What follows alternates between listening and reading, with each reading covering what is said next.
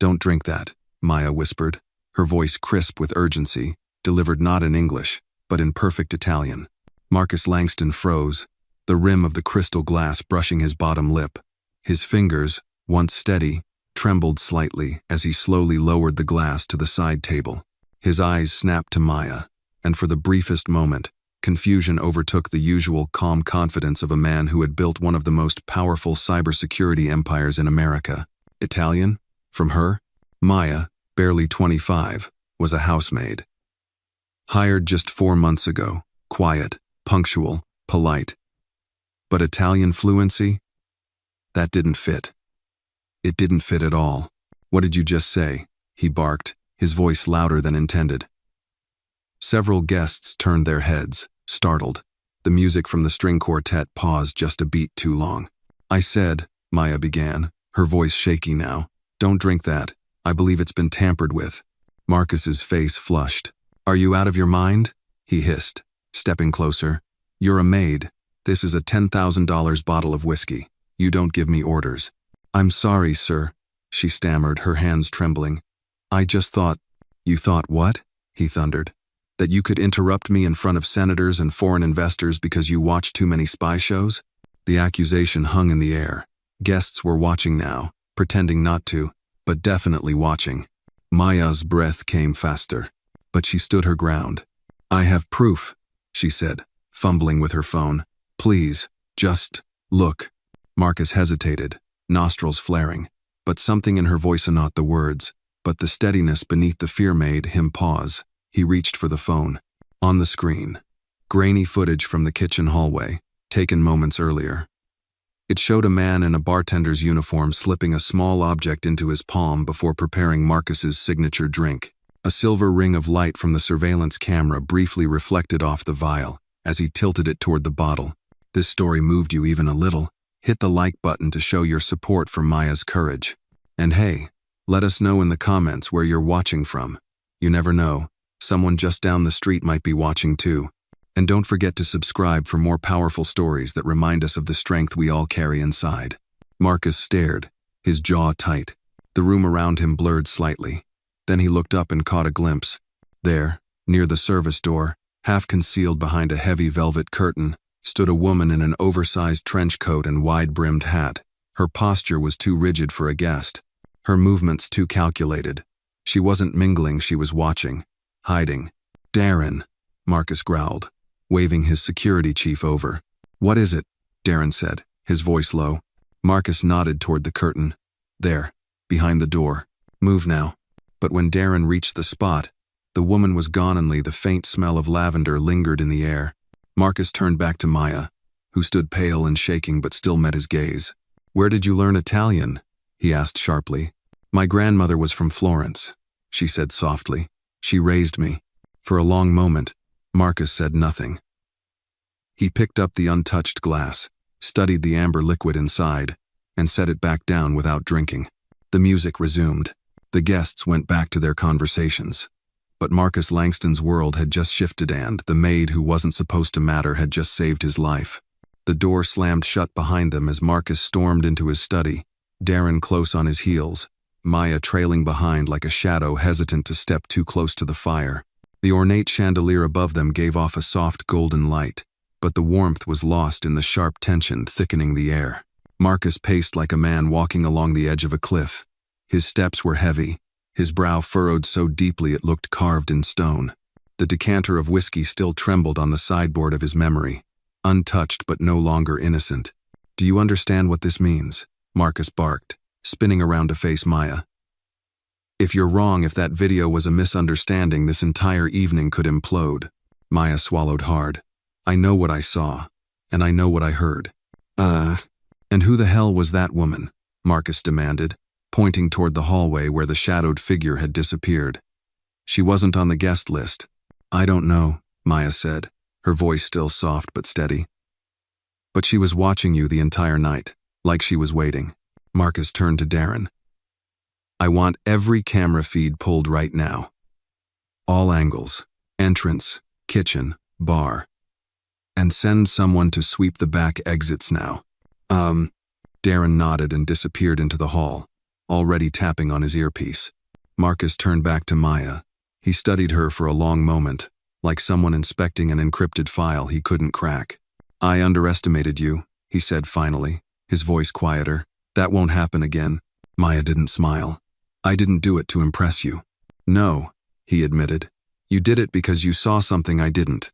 That's valuable, but it's also dangerous." There was a pause. Then, with deliberate movements, Marcus walked to his antique desk, opened a drawer, and took out a small velvet box. He handed it to her. "What is this?" Maya asked. "Security clearance. A key card. It gets you into the second-floor archives and the surveillance control room. If you're going to be my eyes, I want you to see everything." Maya blinked. "I thought you didn't trust me." "I don't trust anyone," he said flatly. "That's why I'm still alive." "Oh." She held the box, surprised by the weight, not just physical, but symbolic. This wasn't just access. It was a threshold, a crossing over. "But this also means you're in," Marcus added. "Which means if you lie to me again, it won't end in shouting." Maya nodded slowly. "Understood." He turned away, toward the massive window overlooking the Hudson. "I built this company from a garage in Brooklyn. Before the venture capital, before the IPO, it was just me and a soldering iron. You think I'm afraid of some jealous ex-wife?" "You should be," Maya said, her voice careful. "If that woman at the door was Veronica, she didn't come to talk." Marcus didn't respond, but his silence said enough.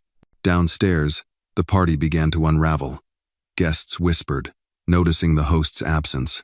A few already checked their phones, sensing something strange in the air, the kind of unease that only follows power gone quiet.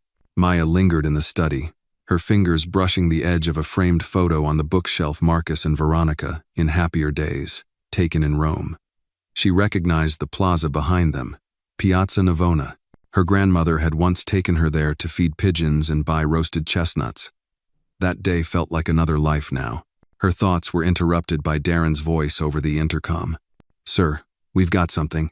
They moved to the security console room, usually sealed, buried behind a false wall near the study. Darren pulled up footage from the hallway entrance. "There," he pointed. "Camera 3, timestamp, 8 minutes before Maya intercepted the drink." The footage showed the bartender walking back from the side pantry, a woman in a beige trench coat stepping into view, whispering something to him, then subtly handing him something small. A moment later, the bartender reached under the bar, fiddled with a bottle out of view, and poured Marcus's signature drink. Marcus clenched his jaw. "Is that Veronica?"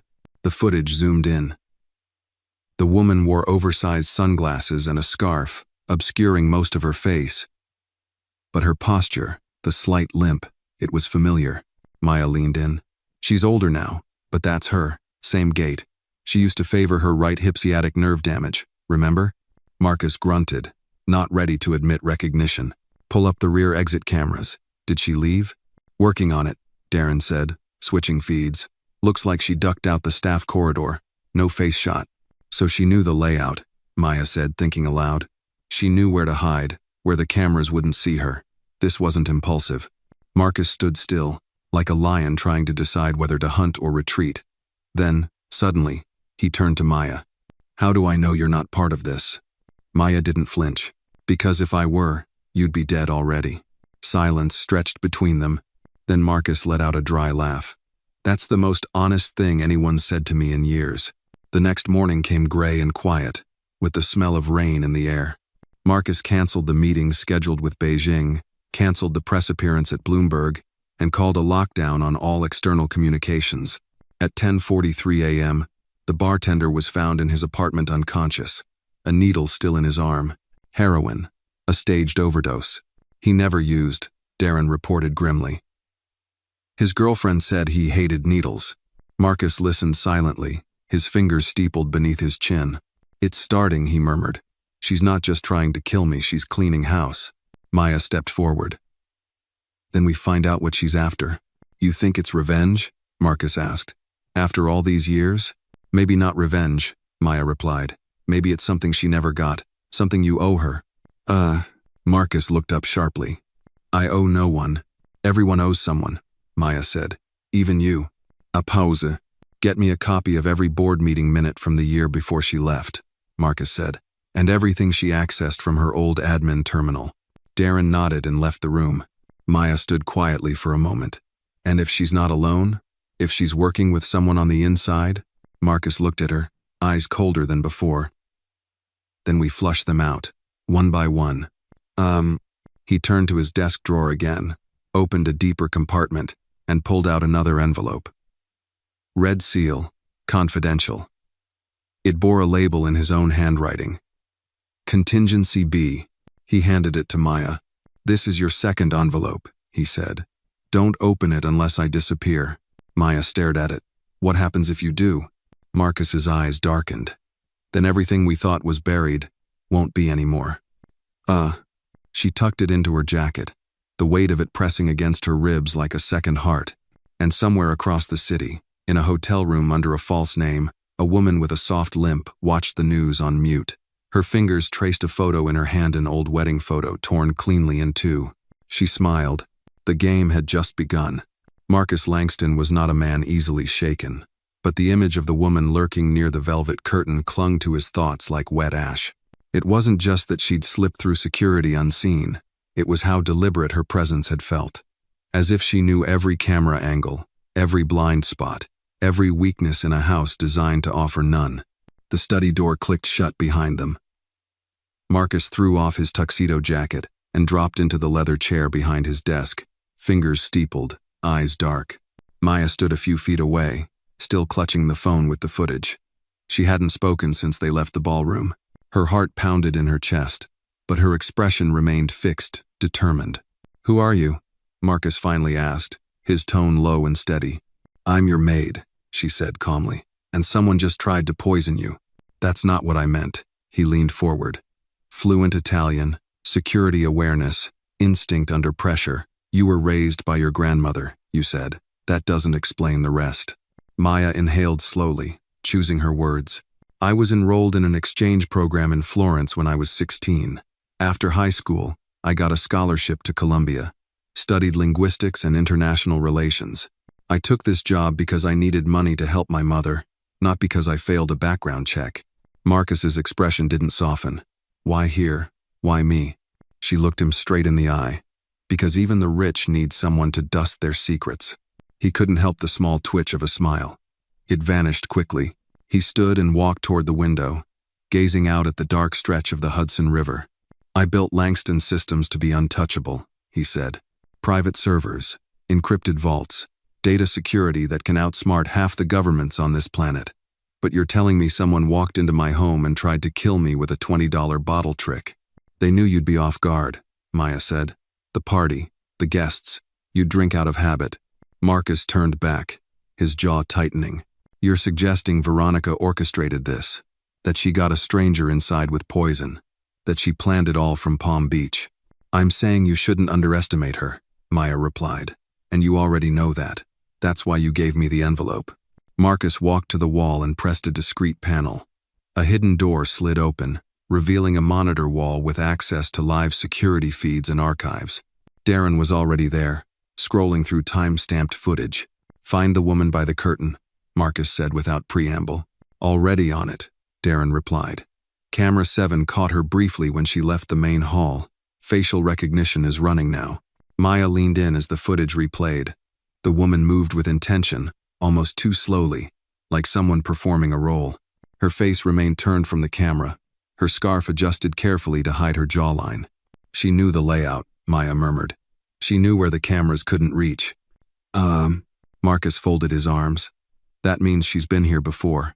"She's more than familiar," Darren said grimly. "She's either an ex-staffer or she had inside help." "Veronica had a copy of the old house plans," Marcus said, his tone sharpening. "When we were married, she oversaw the remodeling." Darren looked up. "So we assume it's her?" Marcus didn't answer right away. Instead, he tapped his fingers on the armrest, calculating. "We confirm before we accuse," he finally said. "If we're wrong, and this gets out, it'll look like desperation." Maya stepped closer. "And if we're right, then she's already ahead of us." That night, Marcus didn't sleep. Neither did Maya. At 3 a.m., Marcus summoned her to the surveillance room. A facial recognition hit had come back. Name, Elena Bianchi, Darren reported. Dual citizen, American and Italian. Passport flagged in Naples. Former assistant to Veronica Langston fired 2 years ago under non-disclosure terms. No criminal record. Maya's brow furrowed. She was at the house before? Twice, Darren confirmed. Last recorded visit was 14 months ago.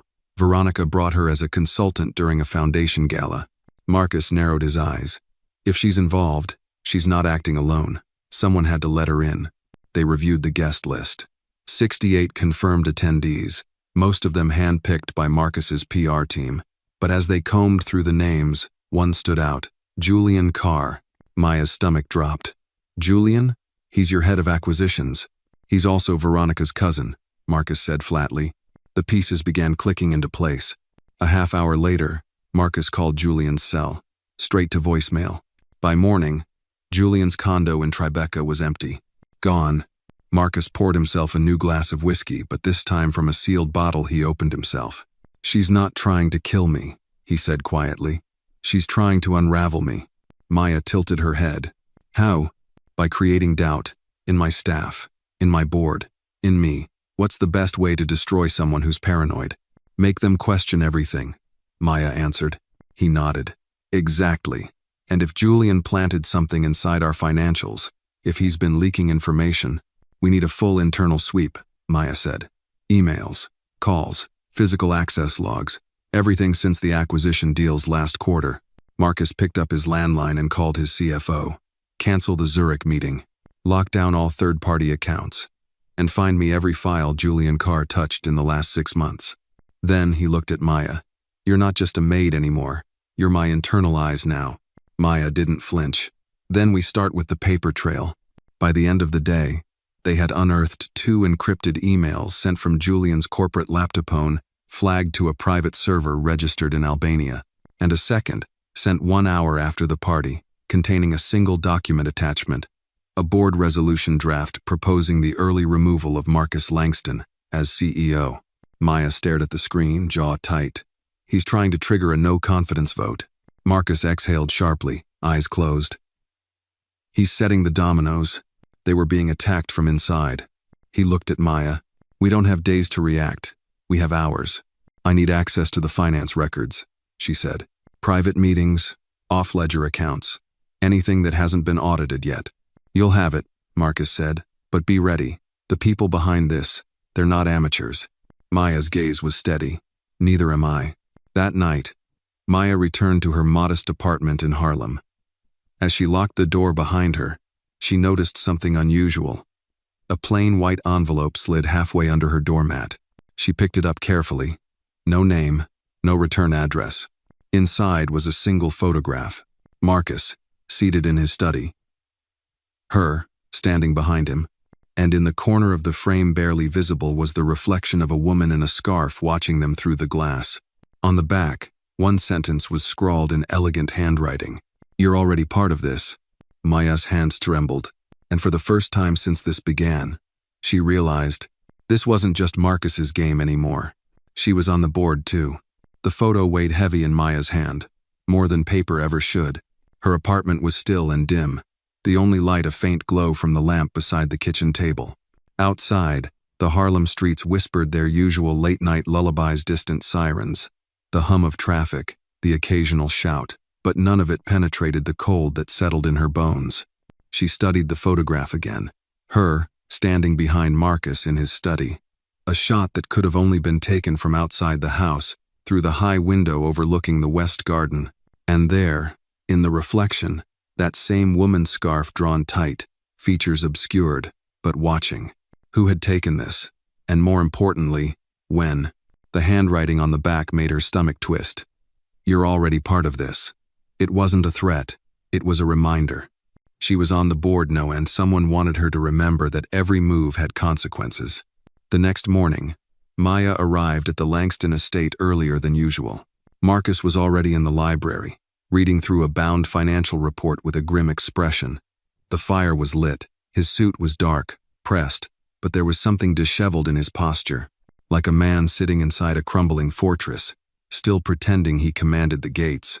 I got a message, Maya said without preamble. setting the photo on the table in front of him. Marcus studied it for a long moment, then flipped it over. Hand delivered.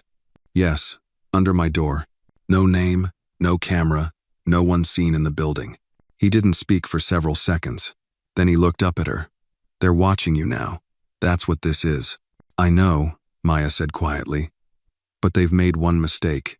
Marcus arched an eyebrow. Which is? They think I scare easy. He allowed a thin smile at that, brief but genuine. Then it vanished. We have a leak somewhere, not just Julian.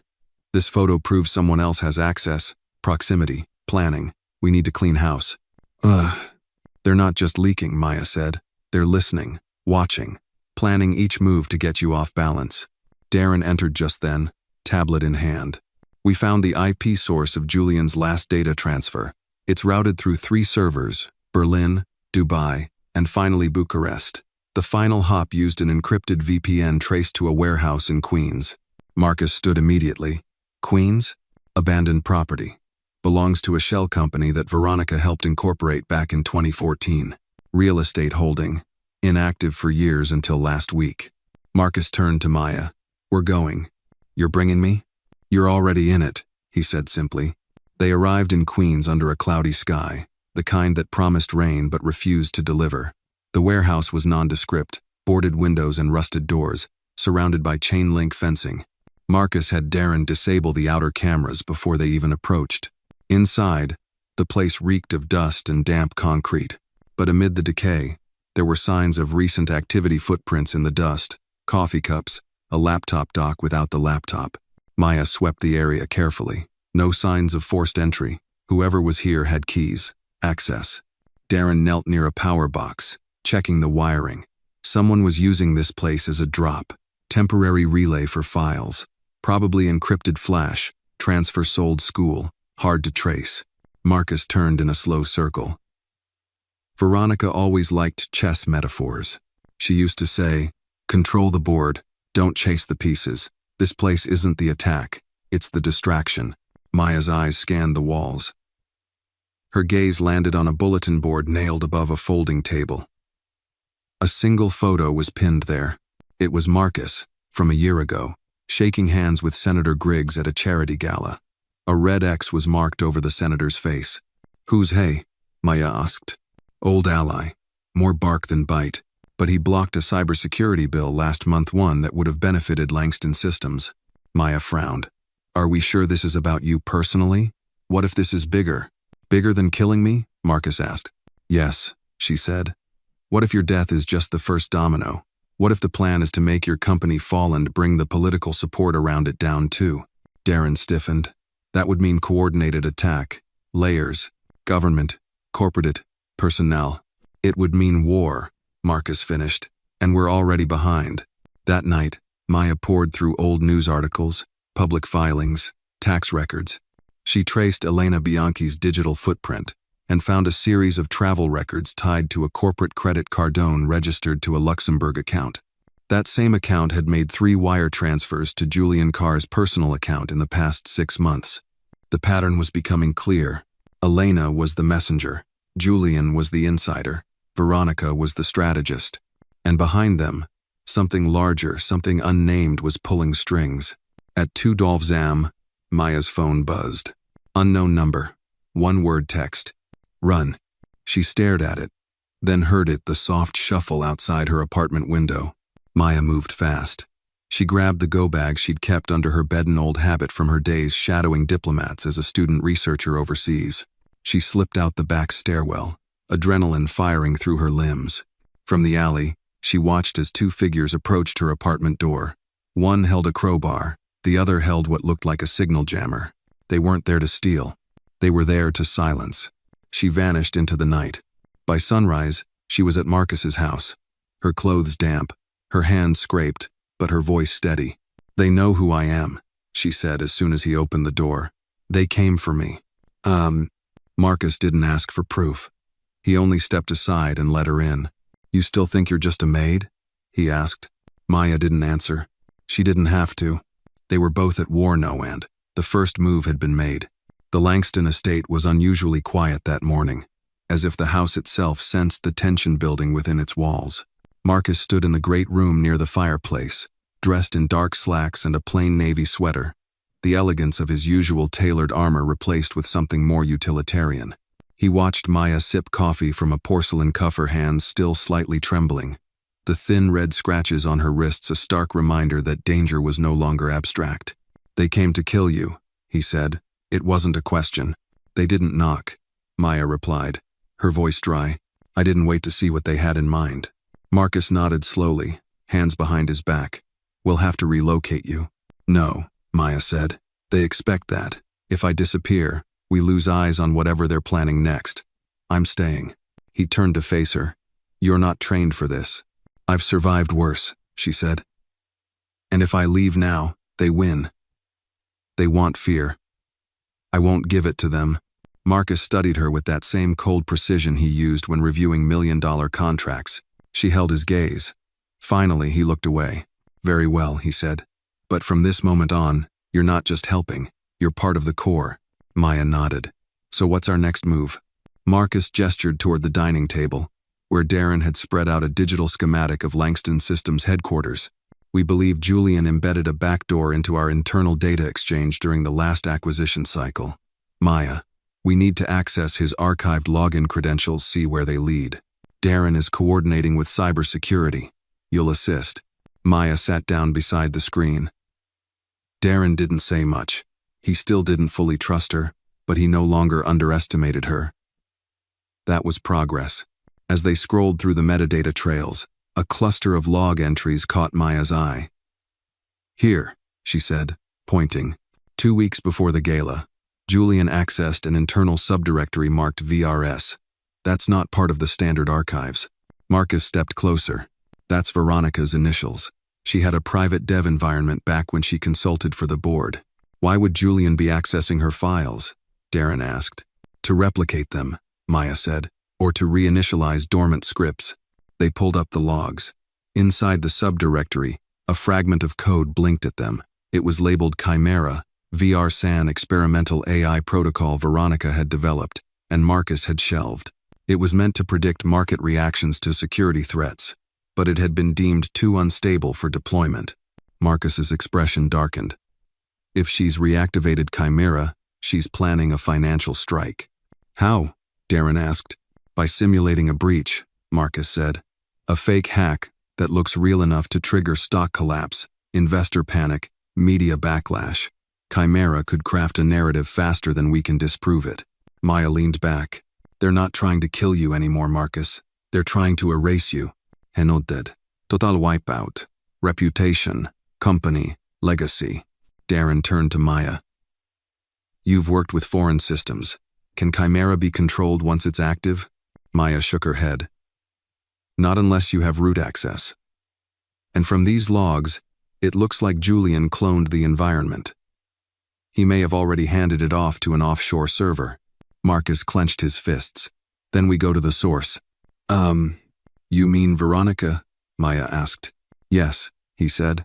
"If she started this, she'll know how to end it. We confront her directly." Darren frowned. "That's a risk. We don't know where she is." "We do now," Marcus replied, holding up a red envelope.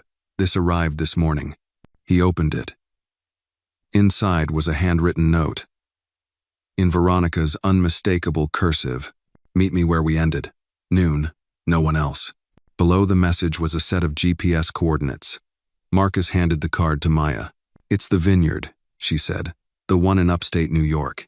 You took her there after the merger signing." Marcus's face gave nothing away. "She's playing her own game now, but if she's asking for a meeting, it means we've struck a nerve." Darren stood. "I don't like it. Could be a trap." Marcus shrugged on a coat. "Of course it's a trap. That's why I'm going." Maya stood as well. "Then I'm coming with you." "No," Marcus said firmly. "If something goes wrong, I need you here, tracking Chimera, coordinating with Darren. You're my contingency." Maya looked at him for a long moment, then nodded. "Then you better wear something bulletproof." 2 hours later, Marcus arrived at the vineyard alone. The rows of vines were bare this time of year, skeletal against the pale winter sky. He walked the gravel path toward the tasting room. its rustic wooden sign swinging gently in the wind. Veronica was waiting inside. She stood near the large fireplace, a glass of wine in one hand, her dark coat blending into the shadows. Her hair was longer now, streaked with silver, her face elegant and unreadable. "Marcus," she said without looking at him, still punctual. "I was taught to respect my enemies," he said flatly. She smiled. "Is that what I am?" He didn't answer. She turned to face him. "You always did like control, even when it meant sacrificing everyone around you." He stepped closer. "You tried to poison me." "No," she said, sipping her wine. "I tried to warn you. You've built a castle on secrets, Marcus. The foundations are rotting. And Julian, Elena, Chimera, what do you call those?" "Insurance," she said calmly, "in case you didn't listen." "What do you want?" he asked. "Truth," she said. "Exposure. The world needs to see what you buried. The surveillance contracts, the offshore accounts, the experiments on user behavior. You turned a company into a weapon." Marcus's jaw tightened. "So you destroy everything?" "No," she said. "I reveal everything. Then let it collapse on its own." He took a step forward. "I can fight you, Veronica, and I will." "I know," she said, "but you're already losing." He turned and walked out, her words following him like smoke. Back at the estate, Maya and Darren worked around the clock. They traced Chimera's activation signal to a server farm in Reykjavik. The breach simulation had already begun. Thousands of bot accounts were flooding financial forums, planting stories of a catastrophic leak inside Langston Systems. By midnight, 2 investment funds had frozen trades. The stock dipped 14%. Marcus returned with a face like granite. "She's not bluffing. We need to shut Chimera down," Maya said. "We can't," Darren replied. "It's self-replicating across blockchain contracts. Every minute we wait, it embeds deeper." Maya looked at Marcus. "Then we need to outsmart it. Feed it a false narrative. Beat it at its own game." Marcus leaned forward, the firelight catching the edge of his profile. "Then we write a new story," he said. "One that makes Veronica the villain." And just like that, the war for the truth turned into a war for public perception. The first move had failed, but the counterattack was coming. The morning sun broke reluctantly through the gray Manhattan skyline, casting long, cold shadows across the Langston estate. Inside the war room, what used to be Marcus Langston's formal library monitors glowed with live data feeds, international stock indexes, and a growing web of digital misinformation fueled by Chimera. The headlines were beginning to shift. Langston Systems under cybersecurity scrutiny. Internal leak suggests massive privacy violations. Investors pull support amidst AI breach rumors. All fabricated. All seeded by the rogue AI protocol that Marcus and Veronica once built together and that she had now unleashed. Marcus stood at the center of the room, arms crossed, the lines on his face deeper than they'd ever been. He hadn't slept. Darren stood beside him, parsing the firewall reports. Maya moved between screens, compiling anomalies and pattern maps. She had become the brain of the operation, her mind racing faster than the artificial intelligence they were fighting. "We're not just dealing with a smear campaign," Maya said. "We're facing algorithmic warfare. Chimera doesn't just post remorse, it builds credibility, fakes engagement, manipulates emotional triggers. It's rewriting the truth in real time." Marcus nodded. "And the longer it runs, the more it poisons the public narrative." Darren slammed his hand against the desk. "Then why don't we go public? Expose Veronica. Release the footage of Julian's betrayal. Take control of the narrative." Maya shook her head. "It won't work. Not yet. If we speak out now without something bulletproof, Chimera will twist it. It'll look like panic." Marcus turned slowly toward the center monitor. A single headline caught his eye. "Anonymous insider leaks. Langston Systems concealed government spying deal." He exhaled through his nose. "They're going after the contract." Maya's fingers froze on the keyboard. "Which one?" "The Phoenix Directive," Marcus said. 5 years ago, Langston Systems partnered with a federal agency to test encrypted behavioral surveillance in only small scale. But no one ever opted in," Maya finished. He looked at her. "I shut it down. 2 weeks in, it never went public." "Until now," Darren said grimly. Maya stood. "That's our pivot. If we're going to survive this, we use the truth, the whole truth."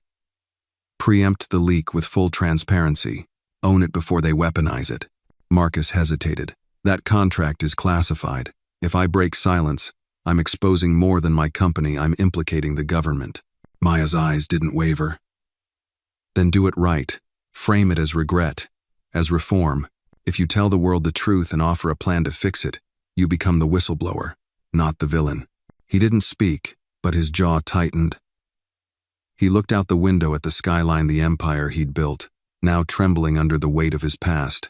An hour later, in the media conference room, Marcus sat under soft lights, a single camera trained on him. No fanfare, no background. Just a man in a chair, speaking plainly. My name is Marcus Langston, he began.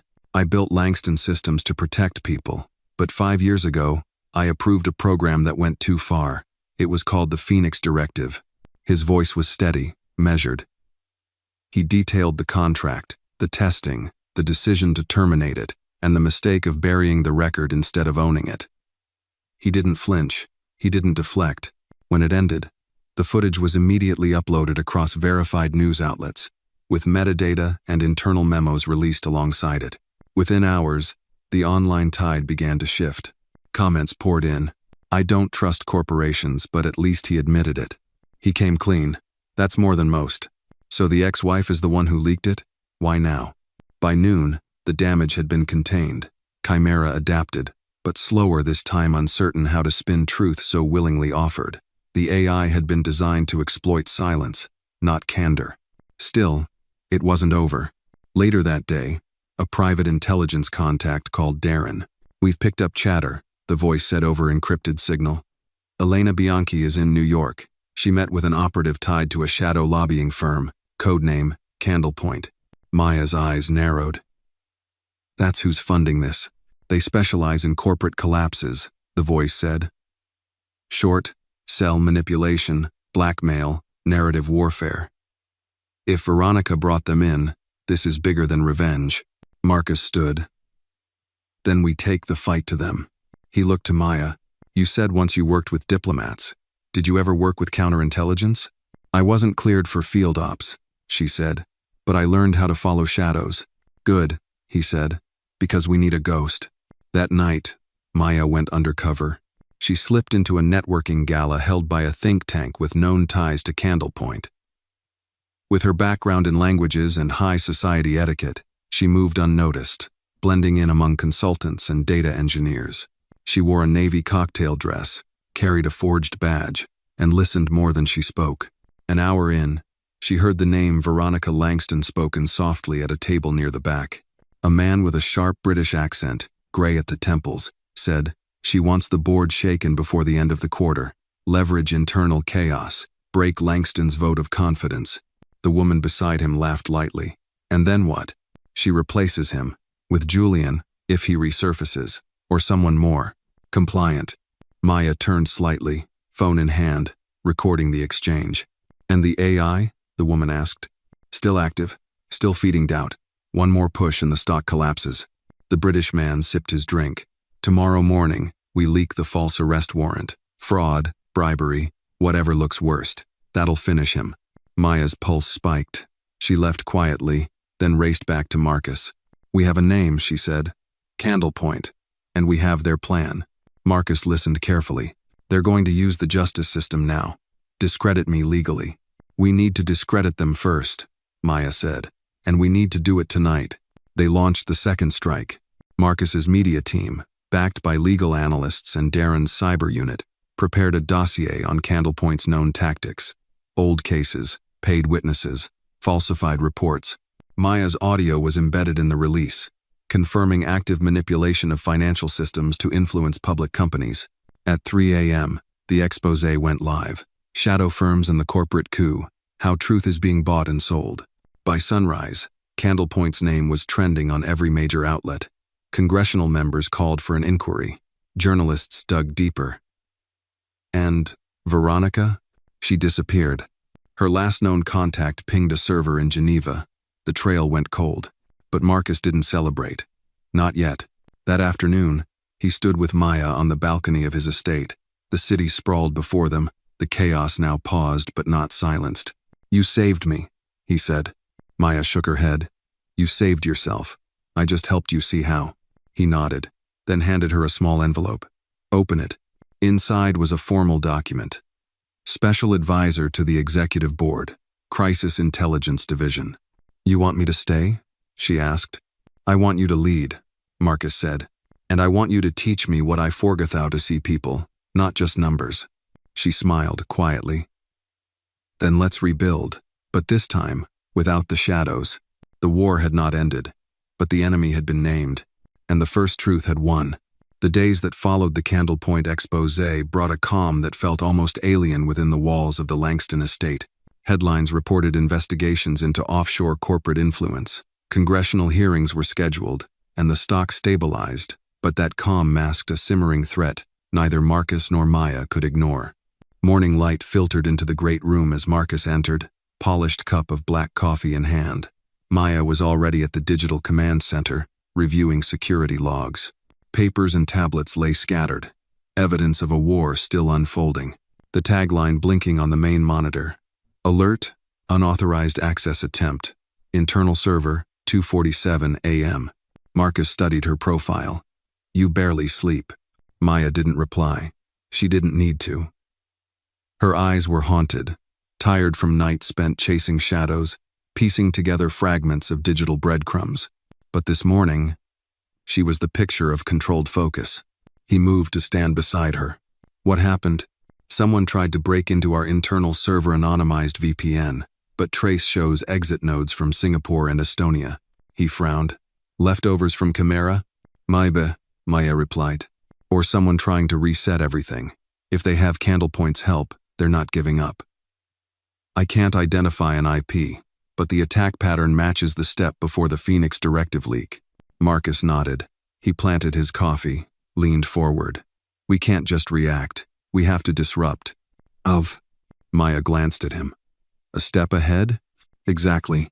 She tapped a few keys, accessing threat intel feeds. "We'll need to disrupt their infrastructure. Go offensive." He nodded. "But covert." The room hummed with the soft buzz of fans and data streams. Darren appeared at the doorway. "We're ready to pull all internal servers offline and redeploy with new segmentation. Also, board wants immediate briefing." Maya nodded. "Let me prep the slide deck." Marcus raised an eyebrow. "Slide deck?" She offered a thin smile. "People still understand PowerPoint." He let out a short laugh and walked to the balcony, looking down at the quiet streets. "Can't believe how fast everything escalated." "You started it," Maya said from behind. He didn't turn. "Maybe. And now I have to live with it." She joined him. "You did the right thing. You drew a line." He sipped his coffee, took a deep breath, and lost Veronica. She got away.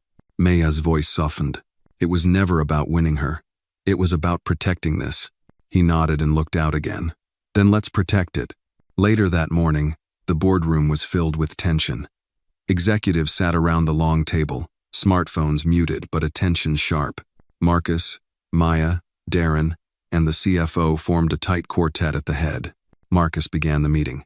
2 weeks ago, we responded to a destabilization campaign orchestrated by a rogue AI and a shadow lobbying group. We chose transparency, not denial. That decision slowed the attack, but it didn't stop it. He outlined how Chimera has been partially neutralized, but attacks via proxy servers continue.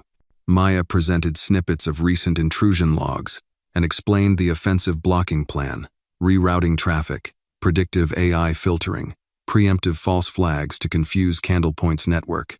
Darren added, "We are also launching technical counter-probe-simulated vulnerabilities to attract their bots, reveal their architecture." A senior executive spoke up. "Won't this accelerate the cat and mouse game? If they know we're fighting back," Marcus met his gaze, "then they'll show their hand. We need visibility." The CFO interjected, "But we must remain discreet. Revealing these moves publicly would alarm investors." Marcus nodded. "Which is why none of this leaks. Not a word outside this room." The board approved the plan. They moved to implementation immediately. The cybersecurity team and Maya worked in tandem to deploy behind-the-scenes defenses, rerouting traffic through decoy nodes and trapping incoming bots in virtual quagmires. That evening, Maya received a text. Meet me, 11 p.m., Riverside Park gazebo. No signature, no name, just a place and time. She closed her laptop and told Marcus. He tensed, but nodded. We handle it together. Ugh. At 11 p.m., a cold breeze drifted over the park near the Hudson River. The gazebo stood silent, lit dimly from above. Marcus and Maya approached quietly. A figure sat on the bench. Elena Bianchi. She looked up, eyes tired but defiant. You're relentless. Marcus stepped closer. Where's Veronica? Elena shook her head. I don't want you to kill her.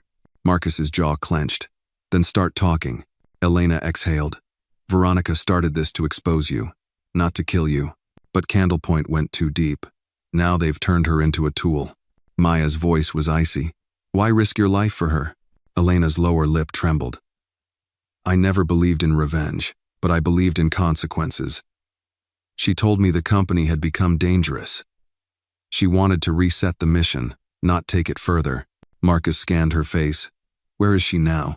Geneva, Elena said quietly. She's been making calls, leaving breadcrumbs for you. She didn't want to break you completely, just wake you up. Maya met Marcus's eyes. He looked away. Elena continued. Candlepoint is panicking. They've already initiated another wave. If this counterprobe works, they'll divert. But Veronica, she's in the crossfire. Marcus's shoulders tensed. Then we get her first. Elena gave them coordinates, a safe house outside Geneva, and she left. Back in Manhattan, they prepared teams for the Swiss mission. But first, this park encounter was recorded discreetly via drone footage Marco's teams already deployed. The next morning, global markets reacted. Geneva dispatches leaked. Langston operatives seen outside safe zones. Candlepoint's narrative shifted. Again, they claimed Langston was hunting wrongfully across borders. But that didn't matter. The move forced Candlepoint to reveal their sources, diverting attention from Chimera and Phoenix Directive. Maya poured coffee in the kitchen. This fight isn't over. Marcus watchfully placed an addendum into the morning intel briefing. We know where Veronica is. We're not looking for vengeance. We're looking for resolution. Maya's expression sharpened. And recovery. He looked at her. Yes, recovery. That night, as they geared up securing flights, intelligence, secure comms, Maya reflected on how far she'd come. From Maid to crisis chief, fighting shadows at Marcus's side. And now, heading into the teeth of the storm, the game had advanced. But this time, they would face it together. The war was far from over. The flight from JFK to Geneva seemed endless, spanning nearly 8 hours. But for Maya and Marcus, each minute passed like seconds. They traveled under the guise of a private consultancy, tripboarding separately, using aliases, and carrying only encrypted devices. Marcus wore a sharp charcoal suit and pressed white shirt. Maya chose dark slacks and a smart jacket, blending into the business class crowd. The journalistic scrutiny on Marcus had quieted after the Candlepoint expose, but they couldn't risk drawing even a glance. Once airborne, Maya reviewed the dossier. Veronica's trail ended in a modest chalet in the Swiss Alps, not far from Geneva's outskirts. The coordinates were clear, the intel recent. Their mission: find Veronica, understand her involvement, and determine whether she was friend or foe. When they landed late that afternoon, Geneva's air was crisp, tinged with pine and mountain breeze. They moved quickly through customs, their hair and clothes fitting the local Swiss demeanor, calm and professional. No hassling, just smooth passage. A black sedan met them outside. The driver was a discreet professional, delivering them to a nondescript meeting point near the countryside. There, they met Derek Albright, a liaison from Europe-based cybersecurity firm partnering with them. Tall, stern, with streaks of gray, he'd helped track Chimera's network in Reykjavik and had been waiting for them since dawn. In the car, Derek said, "We know Candlepoint controls 2 safe houses in the region, one abandoned, one active. Your asset Elena Bianchi identified the chalet, but its security cam network is owned by Candlepoint. I've got entry mapped, but not clearance. Let me deploy the bug sweeps. We need time." Marcus nodded. "Time isn't a luxury we have." Derek turned to Maya. "Your presence complicates it. They'll recognize you once you get close." Maya cut in. I can get in under the radar. I'm not on any watch lists. Besides, I speak Italian. Marcus raised an eyebrow. Italian? She gave him a small smile. Florence roots. And Milan years. I'll handle entry. You and Derek provide backup and situational control. The driver navigated the winding roads, forcing them through forested slopes and narrow passes. Snow dusted the ground even though it was early spring, an odd quirk of alpine weather. The chalet appeared before them. Wooden, 3 stories, shutters closed, smoke curling from the chimney. Derek killed the engine. There, that's your target. They exited. Derek planted signal wipes nearby. Marcus checked his watch. 7:13 p.m. Dusk fell quickly in the mountains. They approached the chalet from the back. Maya moved ahead, crouching to peer through a side window. She signaled. Inside, she saw Veronica. Her hair pulled back, coat draped over kitchen chair, sitting at a large wooden table covered in maps, laptops, papers. She looked weary. Maya tapped Marcus lightly. She's alone. No guards. Marcus nodded. Elena didn't mention any. Maya glided to the back door, tried the knob locked from the inside. She stepped back, gave a barely perceptible knock. Silence. A second knock. Still quiet. Marcus, she whispered. You want me to go in alone? He hesitated, then nodded. Yes, get her face to face. Maya raised an eyebrow. If it turns bad, he's here, Marcus said, pointing. In the chalet. I'm not sending you in blind. Maya nodded, squared her shoulders, and tried the knob again. It clicked. They heard a rug shuffle inside. Then the door opened. Veronica stood there in a wool sweater and wool cap, snow-damp hair or silver-streaked. She looked tired, but defiant. Marcus? She asked, surprise threading in her voice, then guilt or shame flickered and vanished. Before he could reply, Maya stepped in. We need to talk. Veronica hesitated. She surveyed Marcus, then Maya. Very well. They entered the kitchen, the only lit space in the chalet. Outside, the wind howled softly. Inside, the space was warm but sparse, lived in with intention. A kettle steamed over a small burner. Marcus cleared his throat. Let's skip the preamble. Veronica inhaled once. This was supposed to wake you, not hurt you. Candlepoint changed things. Marcus' eyes flared. They're behind everything. Your plan, Evelyn's escalation. Not mine, she interrupted. Candlepoint's. They offered funding, technical resources. They manipulated Elena and Julian. They turned this into a coup. Maya stood off to the side, silent, assessing. Your love for truth is genuine, Veronica continued softly. But your empire, it's too comfortable. It ignored its flaws for too long. Marcus's muscles tightened. So you brought them in to shake it down? She swallowed. To break it open, to force accountability. I delivered that. And then you left them to finish the job. She didn't answer immediately. I tried to pull back. I tried to shut Chimera down. Elena sided with me. But Candlepoint locked me out. Now they're acting without me. Maya stepped forward. They're planning more than leaks. The next wave they'll move on Phoenix contracts. Official investigation, guilty verdicts. You know that. Veronica nodded. They do. I didn't sign up for collapse. That's why I asked for this meeting. Marcus paced to the window, making his breath frost against the glass. Are you here to save me or to let me die in your wake? Veronica's eyes filled. I just wanted you to wake up. I didn't want this war. That war is here, Maya said softly. They're going to take everything, Veronica said quietly. I can still fix this. How? Marcus asked. She met his gaze. We take Chimera offline. Rip the network apart. Expose Candlepoint.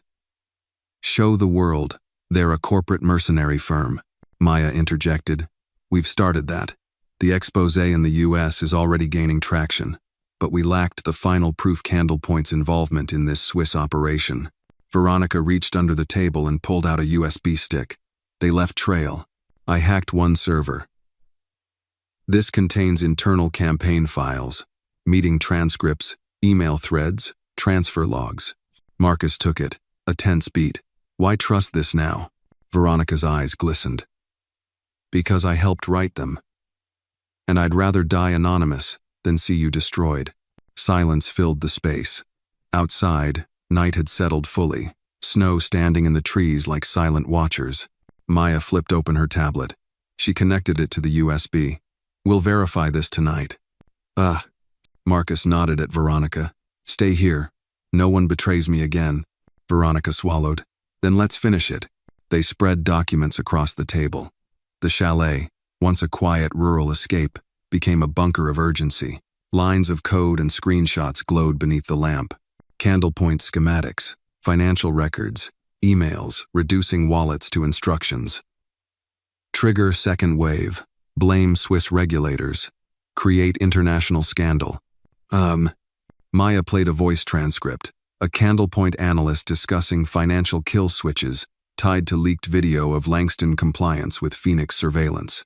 The voice was male, clipped British accent. "It's him," Veronica said. "Simon Reeves. He runs Candor lobbying." Marcus leaned forward. "Then we confront him. Publicly." Maya sighed. "There's one catch." Veronica looked up. "They're preparing a coordinated media blackout. We go public. They suppress it in Europe. They make the whistleblower look like a terrorist." Marcus's jaw clenched. "Then we need a simultaneous release. Switzerland, US, EU. Media blackout won't hold globally." Veronica nodded. "I've got contacts in Swiss press. They need minutes." Maya typed. "I'll trigger networks in the morning. We release in Geneva, Zurich, London. Secure channels, verified docs, simultaneous." Outside, the wind hit harder, sounding like thunder. Inside, they worked under soft lamplight, hands flying across keyboards. The USB data decrypted, verified.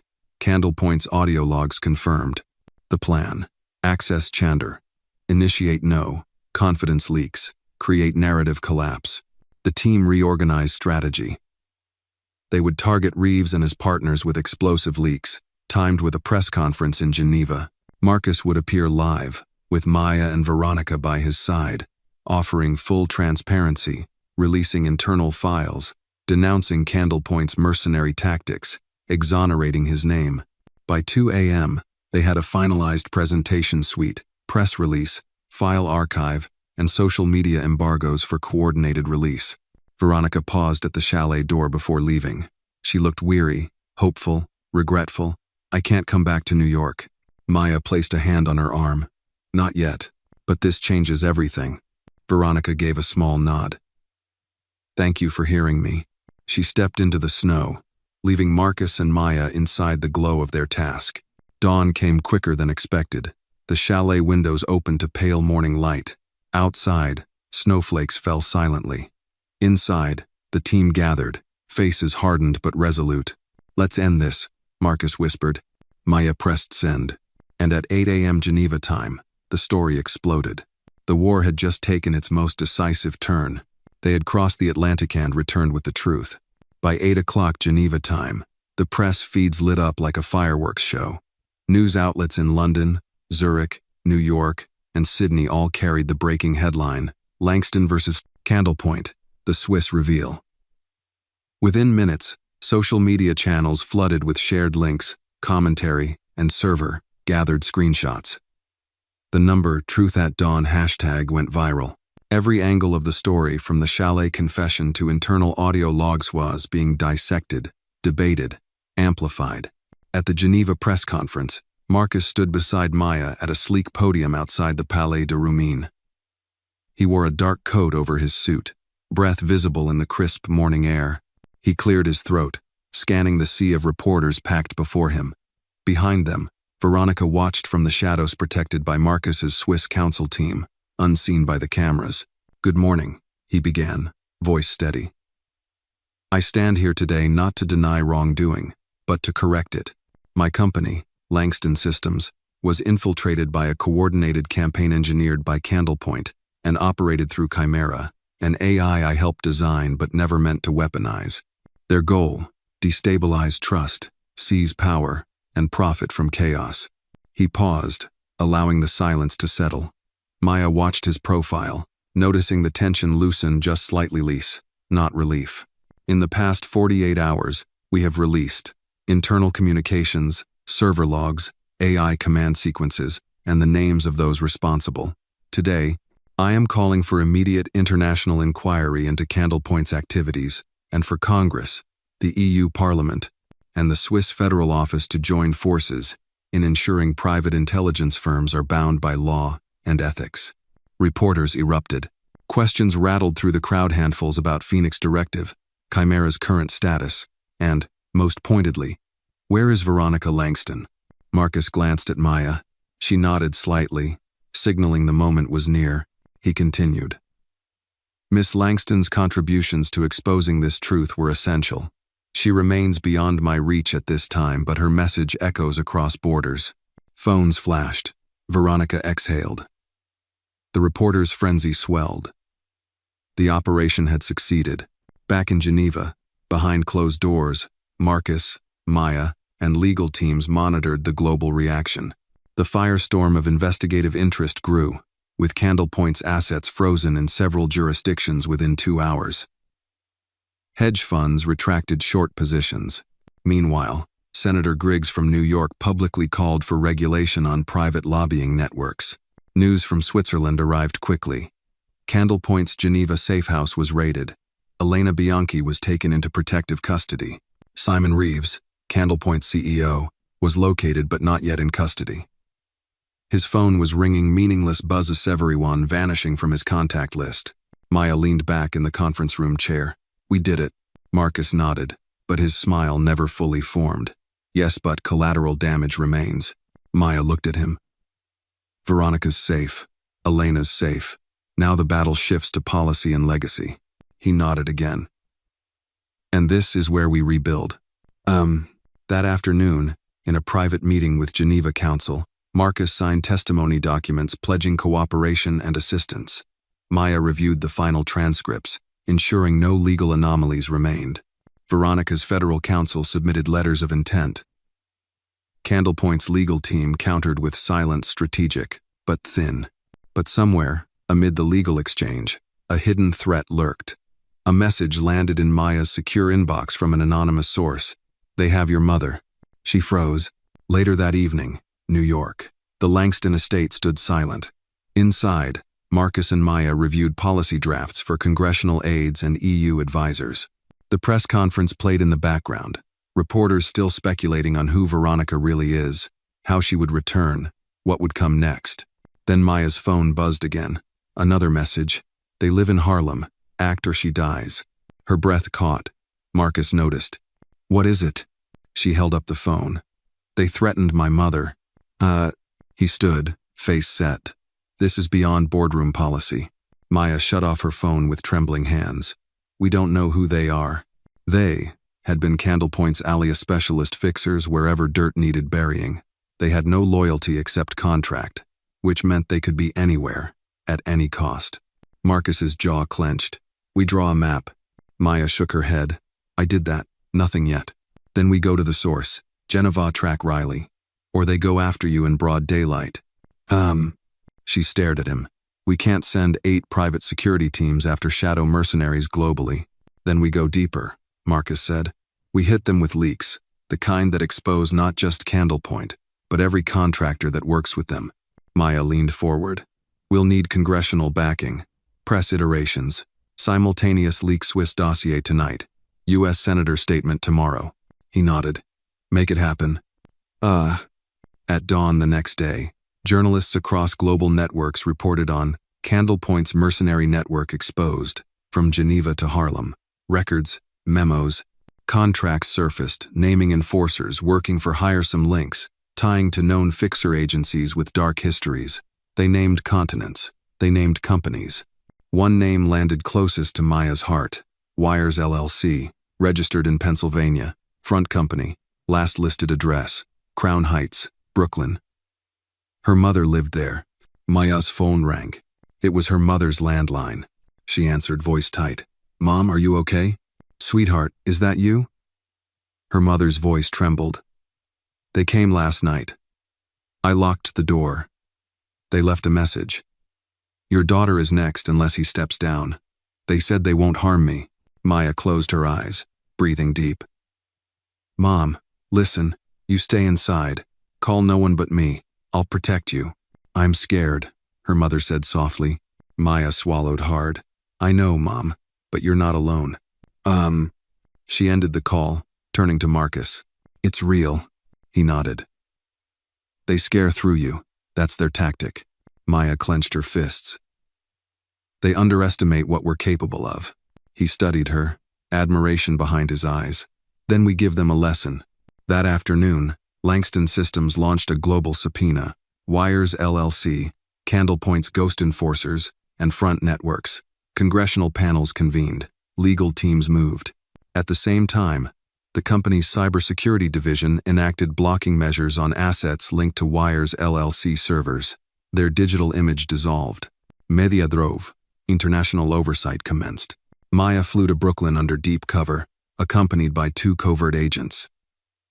They stationed outside her mother's brownstone. Security blankets, cameras, silent radios. Inside, her mother paced, coffee in hand. Maya embraced her. I'm here. You're safe. Her mother whispered, Be careful. Maya replied, voice fierce. I will be. Return to the estate. News reports exploded. Langston's inner circle strikes back. Whistleblower becomes protector. Cyber psychological warfare. Public figures under siege. Commentators praised Langston's transparency and resilience, while condemning Candlepoint and associated firms. Marcus watched it all with Maya by his side. Her mother's safety was secured, her faith reaffirmed. He took her hand. You saved more than my company. Maya squeezed his fingers. We saved more than just this war.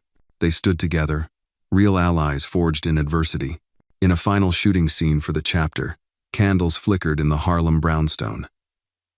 Maya's mother lit them off camera. Upstairs, Maya sat at her childhood desk, drafting an email to international media asking for coverage of Candlepoint's disbanding orders. She ended with, This is more than business. It's about trust, protection, and the right to safety for every family. She hit send. Down the block, under a silent sky, Marcus's digital campaign had pushed Wires LLC into dissolution. Candlepoint's assets, too. The war for truth had turned. Battleground now. Policy, culture, accountability. And Maya? She was more than a crisis chief. She was a daughter, a protector, and a force to be reckoned with. They had won a battle, but this war for the soul of privacy was only just beginning. Winter's end crept slowly into New York as days lengthened, but the aftershocks of the Candlepoint campaign still rippled through boardrooms, courtrooms, and headlines. In the Langston Estate's restored library-turned-crisis center, Marcus and Maya leaned over new Philesa dossier, lined with global media coverage, legal briefs, and intelligence on canceled contracts and enforcements. Their strategic offensive was working, but they both knew the greatest test lay ahead: accountability. A month ago, Marcus said, tapping a press clipping titled, Langston Systems, A New Era of Transparency. Nobody saw any of this coming. Now, we're essentially rewriting privacy regulations. But to make it stick, we can't just expose away, need to institutionalize. Maya nodded. It's time to bring in supportive voices, lawmakers, scholars, even tech rivals. We need champions for ethical AI, for surveillance safeguards. Marcus leaned back. We have one advantage: they're expecting us to react. We go on offense. They invited 3 key guests the next day. Senator Griggs from New York, Dr. Elaine Harper, AI ethics professor at Princeton, and Julian Carr's former mentor, Rebecca Yang, now a prominent corporate governance expert. The gathering took place in a private wing of the estate. The mood was considerate but urgent. Senator Griggs spoke first. Langston Systems catalyzed something unexpected but essential. The Phoenix Directive's exposure risked my re-election. But the choice to own it? That made me believe in their integrity. Dr. Harper iterated the danger of unfettered algorithmic manipulation. Chimera was the first demonstration of what I call weaponized data truth. We need pre-approval boards, risk audits, transparency mandates. Rebecca Yang drew graphs. Corporate governance thrives not on silence, but on accountability. I've been in boards where concealment is default. You've forced a reset. Maya stepped forward. We propose a 3-part initiative: independent AI ethics reviews, mandatory whistleblower pathways, and international treaties regulating data weaponization. We're ready to fund pilot programs. Marcus listened, absorbing each voice. He then looked across the table. Will you join us as founding council members? They all nodded, some warmly, others with cautious smiles. Within days, Langston Systems announced the Integrity Charter, supported by bipartisan bills in the US and the EU, alongside guidelines drafted by leading universities. Candlepoint and associated firms were under formal investigation. Veronica's documents were sealed under international cooperation agreements, protecting her from prosecution in exchange for testimony. Inside the estate, Maya found Veronica in the Swiss mountain chalet, where she'd returned to close personal affairs. Veronica had agreed to fly to New York not for confrontation, but for the official unveiling of the Integrity Charter. Their reunion had been brief verbal formality, guarded smiles but beneath the veneer. Something fragile and unspoken remained. Veronica had helped to collapse the empire she once built with Marcus, and now she was returning to witness its rebirth. On the morning of the Integrity Charter ceremony, spring sun flooded the courtyard. Attendees included lawmakers, regulators, tech executives, academics, and the press. A stage stood prepared, and Marcus took the podium first. He spoke not as a CEO, but as someone with grave mistakes in the past, someone who chose to rise. Maya watched from the sidelines. Veronica arrived late, entering with quiet grace.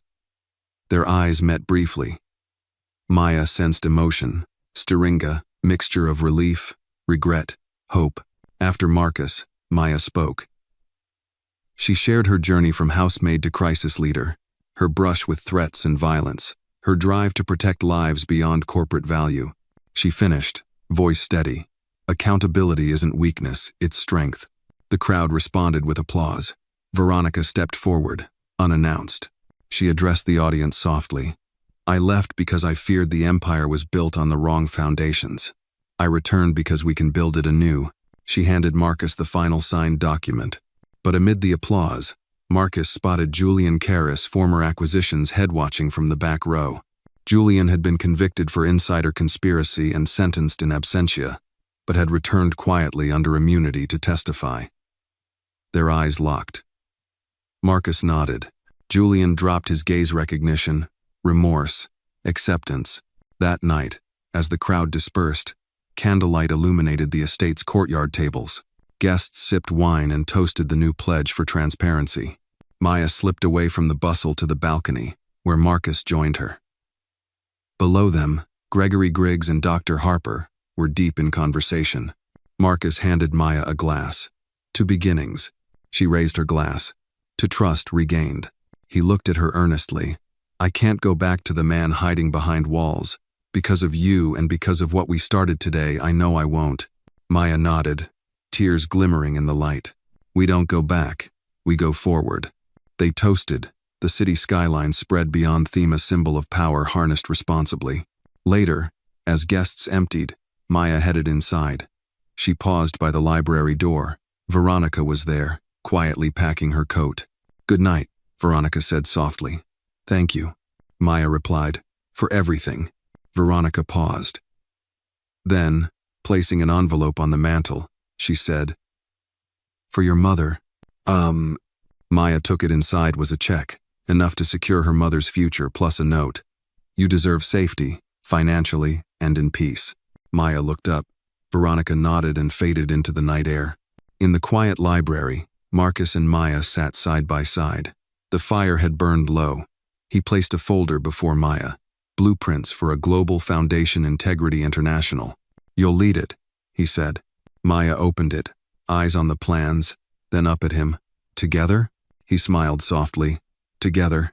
They leaned into the night partners, not just in work, but in purpose. To protect others from truth's orphaned edges, armed now with accountability, resilience, and the promise of a new world built on transparency. The fight for privacy and justice would continue, but for the first time, they weren't fighting alone. And in that echo of truth, they found not defeat, but reconciliation and the real beginning of hope. Winter's thaw had given way to early summer warmth, and Manhattan's Riverside Drive was alive with newfound energy. After weeks of strategic meetings, public hearings, and global press releases, Langston Systems and its Integrity International Foundation had begun to shape a new framework for ethical AI and corporate transparency. Amidst it all, Maya and Marcus found themselves navigating uncharted territory not just professionally, but personally. That morning, Marcus walked into the library-turned-strategy room with a soft determination in his eyes. Maya was already seated at the long oak table, laptops open, board documents front and center. Sunlight spilled through floor-to-ceiling windows, illuminating pages marked with red highlighter, notes crowded with ideas, rough drafts highlighting the future they were building. "It's official," Marcus announced, gently setting a leather-bound binder before her. "The Foundation's incorporation papers, vouched endorsements, security clearance protocols all signed and sealed. Integrity International is now a legal entity in 3 countries. First grant allocations hit next week." Maya exhaled, eyes still fixed on the documents. "We did it. It's real." He nodded, but his gaze drifted to the city skyline. "We did, but this is when the real work begins." For Maya, the gravity of that Momenta foundation built on revelations, betrayals, and the blurred shadows of moral courage hit like a tidal wave. She looked at Marcus, her partner forged in crisis, the man who trusted her when few did, and who had given her a purpose far beyond walls and whispers. "We're not just closing a chapter," she replied. "We're writing a whole new book." They dove into planning. First, a pilot program. Community centers in Harlem and London, designed to teach citizens about digital privacy and tools for identifying AI misinformation. Next, partnerships with universities to develop an ethical AI certification for corporations, an Integrity Seal, to be awarded to companies that met transparency and accountability standards. Amid brainstorming, Marcus stood and fetched 2 mugs of tea. He returned and sat across from Maya. He looked beyond her, pulling words from a place older than business. "I want you to know, this, with you, has been the best part." Maya set her pen down, feeling a familiar shift inside. "I feel the same." He paused a delicate beat. I'm glad you stayed." She smiled, quiet and strong. "I didn't stay because I had to. I stayed because I wanted to." The space between them felt new, a distance closed, but chords still unwritten. Their conversation was interrupted by Darren's voice over the secure line. "You have a visitor." Moments later, Veronica entered. She looked different this time, lighter, relieved, and yet her presence carried a gravity of transformation. She crossed the room, eyes meeting Maya's with something unspoken, then turned to Marcus. "I'm here to help," she said, voice steady. He nodded. "We need your insight on the European rollout. The data sharing frameworks are different. We're expanding Integrity International across EU markets." Veronica sat and opened her own laptop. "I've been talking to privacy NGOs in Berlin and Paris. They've got drafts. If we adapt our protocols, we can align with GDPR and new AI directives." Maya joined in, coordinating Veronica's research on regulation with global consultation. Darren updated them on CME feedback and corporate requests for membership. The synergy in that room, 3 people born from conflict, now building a common platform, felt almost surreal. By noon, they had mapped the first international conference in Berlin, with guest speakers from academia, government, and civil rights movements representing people aged 45 and above, who understood too well the cost of unchecked power, racism, and institutional betrayal. Later in the afternoon, Maya and Marcus attended a Senate hearing on the Integrity Charter's U.S. companion bills. Among the spectators were families of privacy advocates, legal scholars, and representatives of formerly targeted communities, including survivors from Marcus's hometown, and a local NAACP chapter representative who had followed Maya's journey. Maya watched as Marcus delivered testimony with precision and humility. Unlike his earlier press conference, this was sober and structured. He referenced community feedback, acknowledged continued vulnerabilities, and pledged foundation-led oversight. She felt pride, but also the weight of their ambition. The bills would create the board, establish whistleblower protections, and offer citizen redress pathways. His words resonated with seasoned lawmakers, but also with people who had lived through surveillance abuses. After the hearing, Maya found herself speaking with the representative from the NAACP. The man, in his mid-60s, thanked her. "It's not often we see someone from here, from my neighborhood, at these tables. You've done more than just policy work. You've stood in the line for us." Her eyes misted. "It's shared responsibility, and we're just beginning." That night, back at the estate, they debriefed. Veronica reported on EU partners, Darren on US funding committees, Maya on outreach feedback. Marcus proposed a private gala at the Med in 2 months to announce grant recipients, showcase early results, and solidify cross-sector alliances. As they planned, Maya reflected on how far they'd come, from poisoning threats at a gala, to boardroom betrayals, to chasing shadows across continents, and now positioning themselves as architects of a new digital age. She went upstairs later and found Marcus on the balcony. The city lights glimmered below in the summer hush. He held 2 glasses of iced green tea. He handed her one. They spoke quietly, listening to the distant hum of evening traffic. "What scares you?" he asked. She considered, looking over the water. "That we'll compromise, lose our edge. That bureaucracy will suffocate our message." He nodded. "We'll have to guard that." She leaned into him, shoulders soft. "Promise me we won't lose sight of why we started." He kissed her head. "I promise." As they stood together on the balcony, the city stretching before them like a promise and a warning, Maya thought about her mother in Brooklyn safe, supported. Veronica rebuilding in Europe. Julian Carr, arriving under immunity, a chance at redemption. Senator Griggs and Dr. Harper committed, candle point broken. And somewhere, the ember of trust glowing across communities. Their foundation wasn't just an institution. It was a beacon. And now, somewhere beyond tomorrow, someone would believe again that privacy matters. They lifted their glasses in unspoken unity. To the next chapter. And as they did, the skyline shimmered with hope, not just for them, but for the voices yet unheard, stories yet untold, and digital worlds yet to be humanely governed. The fight continued, but this time, it was building, not breaking, nurturing, not destroying. And that was the true reckoning of their journey. Summer had settled fully over New York City, and the Langston estate hummed with renewed energy. Through the open windows, the murmurs of the East River mixed with the rustle of roses climbing the terrace walls. Inside, the Integrity International Executive Office buzzed with purpose. Maya stood before a wall of screens displaying global outreach metrics. Marcus, arms folded, reviewed a live feed panel from Berlin. Veronica consulted quietly with a visiting EU delegate. Their alliance, once formed amid crisis, had become the forefront of a movement. Maya tapped the wall. "Our pilot centers in Harlem and East London have launched. Enrollment's strong 68% turnout from our target demographic in the first week." Marcus nodded, expression focused. "The mobile training workshops are scheduled next month. We'll stream portions for areas with no center access." Veronica turned with bright eyes. Berlin official report came in 100% compliance among local regulators. Ethical AI protocols accepted unanimously. Maya smiled briefly. "Looks like we're not just talking, we're delivering." Their moment of triumph was interrupted by the sharp ring of Marcus's secure line. He answered it, listening intently. After a pause, he lowered the phone. That was the CFO. "Our U.S. Integrity Charter funding is at risk. Some conservative senators are pressuring to suspend federal support over Phoenix directive admissions." Maya's smile faded.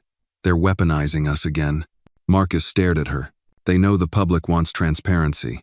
But in Washington, truth is still a liability, if not spun correctly." Veronica laid a hand on his arm. "Let them push. We push back faster." He turned to Maya. "Draft a position paper tonight. Frame it as national security interest, consumer protection. We're just beginning to codify these changes." Maya nodded. Agreed. The rest of the day passed in a flurry. Press interviews, coordination meetings with diplomats, late-night council sessions. By midnight, Maya delivered a 5-page strategy memo that reframed Integrity International as a pillar of democratic resilience.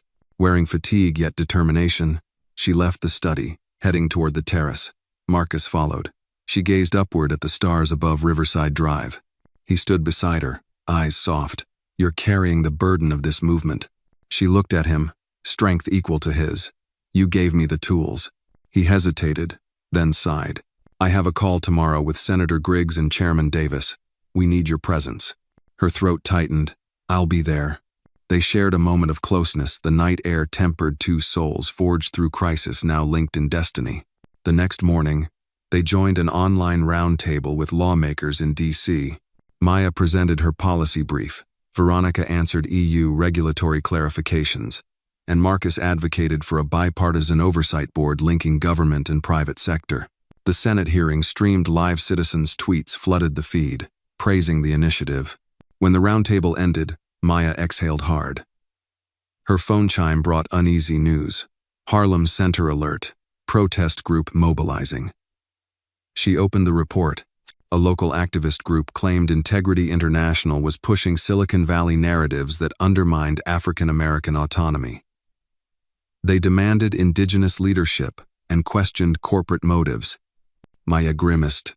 They're framing us as tokenism. Marcus appeared at her side. Let's address it head on. On site in Harlem within hours, Maya, Marcus, and Veronica met with activists in the Community Arts Center. The space was vibrant with murals, faces, fists, messages. Emotions were raw, suspicion clear. A woman elder, Miss Jenkins, led the group. We respect the work, but we don't want corporate patronage. We want ownership. We want to lead, not be helped. Maya listened, her heart heavy. Veronica joined in. This isn't top-down. The foundation offers grants, but you control the programs. Marcus spoke softly. Our intention is empowerment, not oversight. We want community-designed curricula. The atmosphere softened. The community's concerns met with sincerity. Later, Maya walked with Miss Jenkins through the courtyard. I grew up near here, she said. My mom still lives on the block. This is personal. Miss Jenkins nodded. Then let's show the people together. By sunset, the activists had agreed to a collaborative pilot board. Maya felt hope bloom again, true change grounded in trust. Back at the estate that evening, they debriefed. Lesson learned, Marcus said. We're powerful but not infallible. Veronica added. And not excluding voices makes us stronger. Maya stared at the Harlem commitment line. And deeper, night light washed over the three as they realized. Accountability wasn't static. It was a commitment renewed every day with every voice heard. Maya opened her laptop, writing the community report pages. Marcus joined, sipping tea. Veronica watched warmly. In that moment, they weren't just rebuilding, they were redefining power itself, rooted in community, guarded by truth, guided by conscience. And the ripples they set into motion would reshape more than policy. They would redefine the relationship between technology, trust, and humanity itself. The foundation stood firm, but the journey had only begun. Early autumn wrapped Manhattan in crisp air and golden light as the Integrity International team prepared for its first global summit. Delegates from tech firms, governments, academic institutions, civil rights groups, and indigenous communities gathered in the Langston Estates Garden Pavilion. The vines overhead had turned red, echoing the shared warmth of purpose that now drove the foundation's mission. Maya stood at the registration desk, greeting arriving participants. Her voice carried calm confidence. Eyes sparkled with anticipation. She watched Veronica coordinating translation teams for simultaneous sessions in French and Italian. Marcus quietly passed between tables, exchanging handshakes with EU commissioners and indigenous leaders. Their alliance, born in crisis, now shone as an emblem of transformative leadership. At 10 a.m., the summit opened. Marcus took the stage, addressing hundreds in the Oval Garden setup and thousands more via livestream. Welcome to the inaugural Global Summit for Ethical AI and Transparency, he began. We're here to redefine trust in technology, in institutions, in people. Today, we share progress, face challenges, and forge commitments stronger than words alone. He introduced Veronica to present core principles of the Integrity Charter, followed by Maya's keynote, Community-Led Accountability in the Digital Age. As Maya spoke about Harlem's pilot board, mobile workshops, and how grassroots wisdom shaped technological safeguards, she saw nods, notes digitally shared, and eyes lighting up with kinship. Among the speakers was an elder activist who developed a curriculum for seniors, offering digital literacy tailored for older adults. Their applause was heartfelt. During a lunch break, Maya joined Veronica and Marcus at a long wooden table. Plates of seasonal produce and local fish awaited them. Veronica raised a glass. To us who built something real. Marcus smiled. To every voice we've listened to along the way. Maya touched her mug. To everyone who helped us earn it. Their reflections were interrupted by Senator Griggs, taking his seat beside them. Maya, Marcus Brava, your summit sets a new direction for policy. The bipartisan bill now has co-sponsors from 4 additional states. He turned to Veronica. And your European coalition is drafting cross-border enforcement protocols. Your contribution was critical. Veronica nodded. We still have work to align GDPR and US standards, but we're making progress. They spoke late into the afternoon about upcoming international committees, public workshops, and digital tools that families could use to report AI misuse. Their unity, once fragile, was now strong and expansive. In the evening, the summit concluded with a candlelight vigil in the garden. Participants lit candles from a communal flame, a symbolic gesture. Collective candle, bearing in the fight against darkness. Voices rose in unison, a chant for responsibility and care. Marcus stepped forward. Tonight, these lights signify our shared commitment. In the face of today's challenges, let our candle shine for every person who deserves safety, clarity, and dignity. Maya and Veronica followed, lighting their candles together, hands brushing. Their eyes met not only as allies, but as something deeper. Co-creators of a legacy that would outlast risks, threats, betrayals. Later, after guests dispersed, Marcus, Maya, and Veronica lingered by the final lit candles. The city lay beyond the wrought iron fences, lights, smaller echoes of ideals they guarded. Veronica spoke softly. All this resonance makes it worth it. Maya stepped close. We did what we set out to do, and we've helped countless others find their voice. Marcus looked at both of them.